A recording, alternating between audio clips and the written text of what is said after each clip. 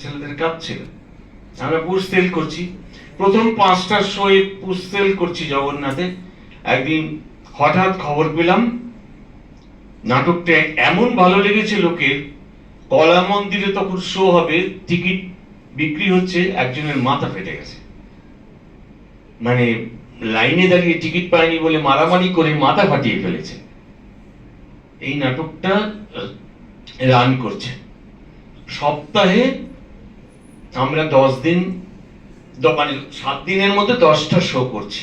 মানে সকালে করছি, সন্ধ্যায় করছি। এমন হয়েছে সকালে তখন শো হতো 10টায়, একাডেমিতে করেছি, সন্ধ্যাবেলায় রবীন্দ্র সদনে করেছি, আবার রাত্রিবেলায় বেলেঘাটায় একটা কল শো আছে, সেটা করতে যেতেই হবে, কারণ রাজনৈতিক লোকেদের একটা চাপ থাকে সর্বযুগেই, আজ আছে, সেদিনও ছিল, আমাদের করতে যেতে হয়েছে। এবং জগন্নাথ রাত্রি 2:30টার সময় হচ্ছে, শিখছি।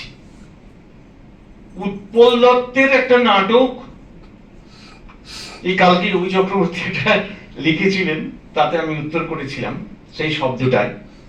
এই শিশির মঞ্চে নির্বাচন হবে, নাট্য একাডেমির ব্যানারে নাটকটা হবে, সেটা হচ্ছে চৈতালি রাতের স্বপ্ন। এখানে